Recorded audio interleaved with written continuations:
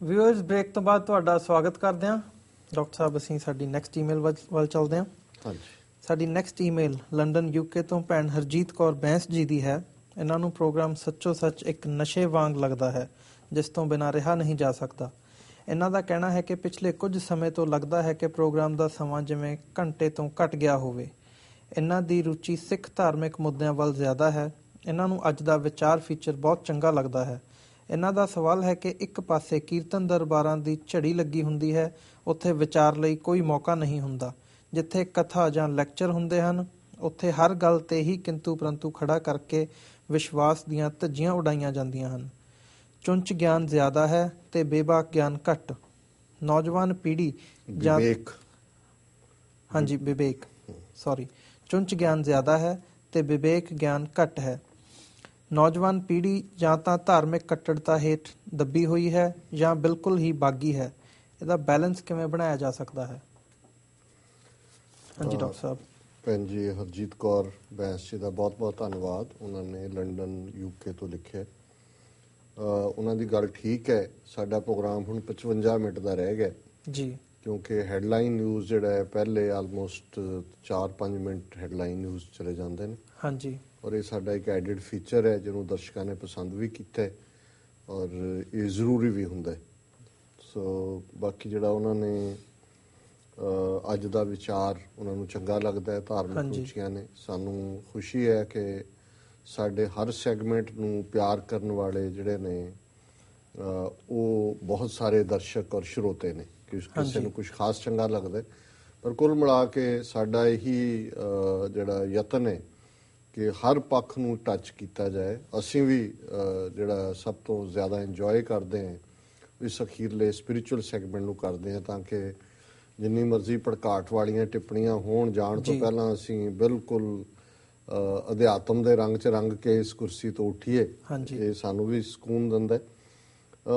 ਦੂਸਰਾ ਉਹਨਾਂ ਨੇ ਜਿਹੜੀ ਨੌਜਵਾਨ ਪੀੜ੍ਹੀ ਦੇ ਹਵਾਲੇ ਨਾਲ ਹੀ ਅਲਟੀਮੇਟਲੀ ਗੱਲ ਜਾਂਦੀ ਹੈ। ਉਹਨਾਂ ਨੇ ਕਿਹਾ ਵੀ ਦੋ ਤਰ੍ਹਾਂ ਦਾ ਵਰਤਾਰਾ ਹੈ। ਇੱਕ ਪਾਸੇ ਇੱਕ ਤਾਂ ਉਹੀ ਨੇ ਜਿਹੜੇ ਦੂਰ ਨੇ, ਭਾਵੇਂ ਉਹਨਾਂ ਨੇ ਲਿਖਿਆ ਤਾਂ ਨਹੀਂ ਹੈ, ਬਿਟਵੀਨ ਦਾ ਲਾਈਨਸ ਇਹ ਹੈ ਕਿ ਜਿਹੜੇ ਧਰਮ ਤੋਂ ਹੀ ਦੂਰ ਨੇ, ਪਰ ਜਿਹੜੇ ਧਰਮ 'ਚ ਨੇ ਉਹਨਾਂ 'ਚੋਂ ਇੱਕ ਉਹ ਨੇ ਜਿਹੜੇ ਬਿਲਕੁਲ ਹੀ ਜੇ ਤੁਸੀਂ ਕੀਰਤਨ ਦਰਬਾਰਾਂ 'ਚ ਜਾਂਦੇ ਹੋ ਝੜੀ ਲੱਗੀ ਹੈ ਤੇ ਉੱਥੇ ਕੋਈ ਵਿਚਾਰ ਦੀ ਗੱਲ ਨਹੀਂ ਹੈ। ਤੁਸੀਂ ਚੰਗਾ ਮਹਿਸੂਸ ਕਰਦੇ ਹੋ, ਆ ਜਾਂਦੇ ਹੋ, ਪਰ ਤੁਹਾਨੂੰ ਸਿੱਖਣ ਨੂੰ ਕੁਝ ਨਹੀਂ ਮਿਲਦਾ। ਜਿਹੜੇ ਮਾਣਦੇ ਨੇ ਆਨੰਦ ਅਗਲੀਆਂ ਅਵਸਥਾਵਾਂ ਤੇ ਬੈਠੇ ਨੇ ਉਹ ਤਾਂ ਕੀਰਤਨ ਨੂੰ ਇੰਜੋਏ ਕਰਦੇ ਨੇ ਜੀ, ਲੇਕਿਨ ਉਹ ਇੱਕ ਸਧਾਰਨ ਐਵਰੇਜ ਸਿੱਖ ਦੇ ਤੌਰ ਤੇ ਗੱਲ ਮਹਿਸੂਸ ਕਰਦੇ ਨੇ। ਤੇ ਉਹਨਾਂ ਨੇ ਕਿਹਾ ਜੀ ਜੇ ਅਸੀਂ ਕਥਾ ਵਿਚਾਰ ਵਾਲੇ ਪਾਸੇ ਜਾਂਦੇ ਹਾਂ ਜਿੱਥੇ ਡਿਸਕਸ਼ਨਸ ਹੁੰਦੀਆਂ ਨੇ, ਜਿਹਨਾਂ 'ਚ ਸੈਮੀਨਾਰ ਵੀ ਹੋ ਸਕਦਾ ਹੈ ਔਰ ਕਥਾਵਾਚਕ ਵੀ ਨੇ, ਉਹ ਇੰਨਾ ਕੁ ਕਿੰਤੂ ਪਰੰਤੂ ਕਰਦੇ ਨੇ ਵੀ ਉਹ ਵਿਸ਼ਵਾਸ ਹੀ ਉਡਾਉਣ ਤੱਕ ਗੱਲ ਚਲੀ ਜਾਂਦੀ ਹੈ। ਹਾਂਜੀ, ਔਰ ਉਹਨੂੰ ਹੀ ਚੁੰਚ ਗਿਆਨ ਕਹਿੰਦੇ ਨੇ ਵੀ ਚੁੰਝਾਂ ਪਸਾਣੀਆਂ ਜਾਂ ਜ਼ਬਾਨੀ ਕਲਾਮੀ ਗੱਲਾਂ ਨੇ, ਤੇ ਵਿਵੇਕ ਗਿਆਨ ਨਹੀਂ ਹੈ। ਵਿਵੇਕ ਗਿਆਨ ਦੀ ਘਾਟ ਹੈ। ਦੇਖੋ ਗੱਲ ਇਹਨਾਂ ਦੀ ਠੀਕ ਹੈ, ਇਹਦੇ ਬਾਰੇ ਕੋਈ ਦੋ ਰਾਵਾਂ ਨਹੀਂ ਨੇ। ਔਰ ਖ਼ਾਸ ਤੌਰ 'ਤੇ ਇੰਗਲੈਂਡ ਤੋਂ ਇਹਨਾਂ ਨੇ ਲਿਖਿਆ। ਇੰਗਲੈਂਡ ਦੇ ਵਿੱਚ ਇਹ ਅਕਸਰ ਜਿਹੜੇ ਵੀ ਉੱਥੋਂ ਦੀ ਸਥਿਤੀ ਨੂੰ ਸਮਝਦੇ ਨੇ ਉਹਨਾਂ ਨੇ ਮੈਨੂੰ ਇਹ ਕਿਹਾ ਵੀ ਹੈ ਕਿ ਜੀ ਸਾਡੇ ਇੱਥੇ ਜਿਹੜੇ ਬੱਚੇ ਬੱਚੀਆਂ ਨੇ ਉਹ ਬੜੀ ਬੁਰੀ ਤਰ੍ਹਾਂ ਇੱਕ ਤਾਂ ਉਹ ਨੇ ਜਿਹੜੇ ਬਿਲਕੁਲ ਹੀ ਭਗੌੜੇ ਨੇ ਘਰਾਂ ਤੋਂ, ਆਪਣੇ ਸੱਭਿਆਚਾਰ ਤੋਂ, ਸਮਾਜ ਤੋਂ, ਮੁੰਡੇ ਹੋਣ ਕੁੜੀਆਂ ਹੋਣ, ਜਿਹੜੇ ਧਾਰਮਿਕ ਬਣਦੇ ਨੇ ਤੇ ਜਿਹੜੇ ਜਿਸ ਕਿਸਮ ਦਾ ਧਾਰਮਿਕ ਗਿਆਨ ਉਹਨਾਂ ਨੂੰ ਦਿੱਤਾ ਜਾ ਰਿਹਾ ਹੈ ਜਾਂ ਜਿਸ ਕਿਸਮ ਦਾ ਉਹਨਾਂ ਦੀ ਟ੍ਰੇਨਿੰਗ ਹੈ ਜੀ, ਉਹ ਸਿੱਖੀ ਦੇ ਮੁਤਾਬਕ ਨਹੀਂ। ਉਹ ਬਿਲਕੁਲ ਹੋਰ ਹੀ ਤਰ੍ਹਾਂ ਦਾ ਉਹਨਾਂ ਨੂੰ ਕਰਮਕਾਂਡੀ ਜਿਹੇ ਕਿਸਮ ਦੇ ਉਹ ਸਿੱਖ ਬਣਾ ਰਹੇ ਨੇ। ਹਾਂਜੀ ਹਾਂਜੀ। ਔਰ ਉਹਨਾਂ ਨੂੰ ਇਸ, ਹਾਲਾਂਕਿ ਹੁਣ ਤਾਂ ਨਹੀਂ ਮੈਨੂੰ ਪਤਾ, ਅੱਜ ਤੋਂ 3-4 ਸਾਲ ਪਹਿਲਾਂ ਕਿਸੇ ਨੇ ਕਿਹਾ ਜੀ ਇੱਥੇ ਜਿਹੜੇ ਯੰਗਸਟਰਸ ਨੇ ਜਿਹੜੇ ਬੜੇ ਡਿਵਾਊਟ ਡੈਡੀਕੇਟਿਡ ਸਿੱਖ ਬੱਚੇ ਬੱਚੀਆਂ ਨੇ ਜੀ, ਉਹ ਅਜੇ ਵੀ ਮੰਨਦੇ ਨੇ ਜੀ ਸੰਤ ਭਿੰਡਰਾਂ ਵਾਲੇ ਚੜ੍ਹਦੀ ਕਲਾ 'ਚ ਨੇ ਕਿ ਜੀ ਬਾਬਾ ਠਾਕਰ ਸਿੰਘ ਜੀ ਨੇ ਕਿਹਾ। ਮੈਨੂੰ ਨਹੀਂ ਪਤਾ ਹੁਣ ਕੀ ਸਥਿਤੀ ਹੈ। ਸੋ ਉਹਨਾਂ ਦਾ ਇਹ ਕਹਿਣਾ ਸੀ ਕਿ ਵੀ ਉਹਨਾਂ ਦੇ ਉੱਤੇ ਉਹਨਾਂ ਦੇ ਬੜੇ ਸਾਫ਼ ਮਨ ਨੇ, ਬੜੇ ਕਲੀਨ ਹਿਰਦੇ ਨੇ, ਪਰ ਇਸ ਕਿਸਮ ਦੇ ਉਹਨਾਂ ਨੂੰ ਈਵਨ ਧਾਰਮਿਕ ਪੱਖੋਂ ਉਹਨਾਂ ਨੂੰ ਕੁਝ ਐਸੀਆਂ ਚੀਜ਼ਾਂ ਦਿੱਤੀਆਂ ਜਾ ਰਹੀਆਂ ਜਿਹੜਾ ਕਿ ਸਿੱਖ ਰਹਿਤ ਮਰਿਆਦਾ ਦਾ ਹਿੱਸਾ ਨਹੀਂ ਹੈ ਜੀ ਜੀ, ਪਰ ਕਿਉਂਕਿ ਇਹ ਇਮਾਨਦਾਰੀ ਨਾਲ ਰਿਲੀਜੀਅਸਲੀ ਫੋਲੋ ਕਰਦੇ ਨੇ ਉਹਨਾਂ ਚੀਜ਼ਾਂ ਨੂੰ, ਤੇ ਆਮ ਲੋਕਾਂ ਨੂੰ ਲੱਗਦਾ ਵੀ ਇਹ ਤਾਂ ਕੋਈ ਨਵਾਂ ਹੀ ਪੰਥ ਕੱਟੜਪਣ ਵਾਲਾ ਸ਼ੁਰੂ ਹੋ ਗਿਆ। ਸ਼ਾਇਦ ਇਹਦੇ ਵੱਲ ਇਹਨਾਂ ਨੇ ਇਸ਼ਾਰਾ ਕੀਤਾ। ਦੂਸਰਾ ਪੱਖ ਜਿਹੜਾ ਹੈ ਉਹ ਹਰ ਗੱਲ ਦਲੀਲ ਦੀ ਕਸਵੱਟੀ ਤੇ ਪਰਖਣ ਦੇ ਨਾਂ ਥੱਲੇ ਜਿਹੜੀਆਂ ਐਸਟੈਬਲਿਸ਼ਡ ਪਰੰਪਰਾਵਾਂ ਨੇ ਸਿੱਖੀ ਦੀਆਂ, ਦੇਖੋ ਧਰਮ ਕੋਈ 2+2 4 ਦਾ ਨਾਂ ਨਹੀਂ ਹੈ। ਹਾਂਜੀ, ਫੇਥ ਬਹੁਤ ਵੱਡੀ ਚੀਜ਼ ਹੈ। ਸ਼ੁਰੂਆਤ ਹੀ ਔਰ ਹੁਣ ਤਾਂ ਅਸੀਂ ਉੱਥੇ ਮਜ਼ਹਬ ਜਾਂ ਰਿਲੀਜਨ ਕਹਿੰਦੇ ਆ, ਅਮਰੀਕਾ ਦੇ ਵਿੱਚ ਸ਼ਬਦ ਹੀ ਫੇਥ ਵਰਤਿਆ ਜਾਂਦਾ ਹੈ। ਇੱਥੇ ਰਿਲੀਜਨ ਘੱਟ ਸ਼ਬਦ ਸੁਣੋਗੇ ਤੁਸੀਂ, ਫੇਥ ਹੈ। ਹਾਂਜੀ, ਫੇਥ ਦਾ ਮਤਲਬ ਹੀ ਇਹ ਹੈ ਵੀ ਤੁਸੀਂ ਵਿਸ਼ਵਾਸ ਤੋਂ ਸ਼ੁਰੂ ਕਰ ਦਿਓ। ਸੋ ਕੁਝ ਚੀਜ਼ਾਂ ਇਤਿਹਾਸ ਦੇ ਹਵਾਲੇ ਨਾਲ ਵੀ ਬੇਸ਼ੱਕ ਸਾਨੂੰ ਲੱਗਦਾ ਹੋਏ ਵੀ ਦਲੀਲ ਦੀ ਕਸਵੱਟੀ ਤੇ ਪੂਰੀਆਂ ਨਹੀਂ ਉਤਰਦੀਆਂ, ਪਰ ਇਹ ਕੋਈ ਜ਼ਰੂਰੀ ਨਹੀਂ ਹੈ ਵੀ ਅਸੀਂ ਹਰ ਚੀਜ਼ ਦਲੀਲ ਦੇ ਗੋਡੇ ਥੱਲੇ ਹੀ ਲੰਘਾਣੀ ਹੈ।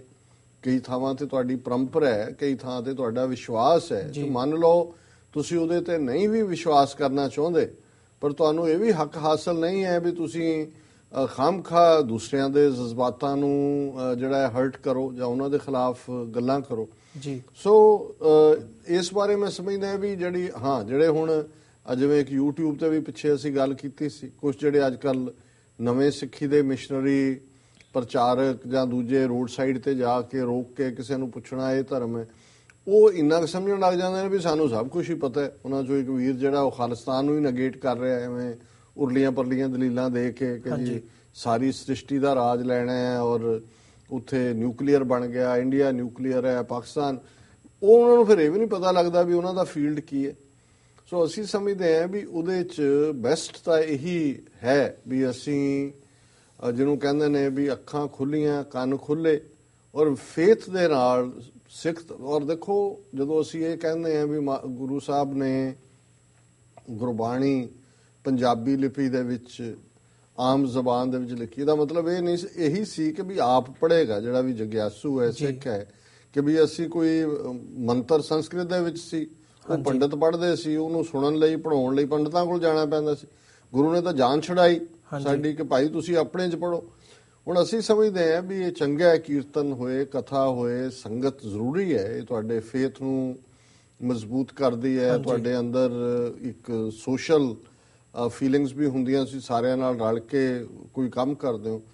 ਪਰ ਬਹੁਤ ਸਾਰੀ ਚੀਜ਼ ਤੁਸੀਂ ਆਪਣੇ ਤੌਰ ਦੇ ਉੱਤੇ ਸੱਚ ਤੱਕ ਪਹੁੰਚ ਸਕਦੇ ਹੋ। ਗੁਰਬਾਣੀ ਨੂੰ ਪੜ੍ਹਨਾ, ਸਿੱਖ ਇਤਿਹਾਸ ਨੂੰ ਪੜ੍ਹਨਾ, ਬਾਕੀ ਥੋੜ੍ਹਾ ਬਹੁਤ ਚੁੰਚ ਗਿਆਨ ਵਾਲੇ ਵੀ ਰਹਿਣੇ ਨੇ, ਵਿਵੇਕਵਾਨ ਵੀ ਰਹਿਣੇ ਨੇ। ਮੰਗਦੇ ਤਾਂ ਗੁਰੂ ਤੋਂ ਅਸੀਂ ਵਿਵੇਕ ਹੈ, ਹਾਂਜੀ, ਲੇਕਿਨ ਥੋੜੇ ਬਹੁਤ ਜਿਹੜੇ ਗੱਲਾਂ ਦੇ ਨਾਲ ਕਦੇ ਇੱਧਰ ਕਦੇ ਉੱਧਰ, ਉਹਨਾਂ ਦਾ ਵੀ ਪਰਵਾਹ ਨਹੀਂ ਕਰਨੀ ਚਾਹੀਦੀ। ਪਰ ਅਸੀਂ ਸਮਝਦੇ ਹਾਂ ਵੀ ਬਹੁਤ ਕੁਝ ਜਗਿਆਸੂ ਨੂੰ ਜੇ ਸੱਚੀ ਜਗਿਆਸਾ ਭਾਵਨਾ ਹੈ ਤੇ ਫਿਰ ਗੁਰੂ ਗ੍ਰੰਥ ਸਾਹਿਬ ਦੀ ਬਾਣੀ ਆਪਣੇ ਆਪ ਹੀ ਸਾਡੇ ਲਈ ਰਾਹ ਦੱਸੀ ਰਹੇ ਔਰ ਉਸ ਚੋਂ ਹੀ ਅਸੀਂ ਸੱਚਾ ਗਿਆਨ ਜਿਹੜਾ ਹੈ ਉਹ ਹਾਸਲ ਕਰ ਸਕਦੇ ਹਾਂ। ਜੀ ਡਾਕਟਰ ਸਾਹਿਬ ਹੁਣ ਸਾਡਾ ਸਮਾਂ ਹੋ ਗਿਆ ਹੈ ਬ੍ਰੇਕ ਦਾ।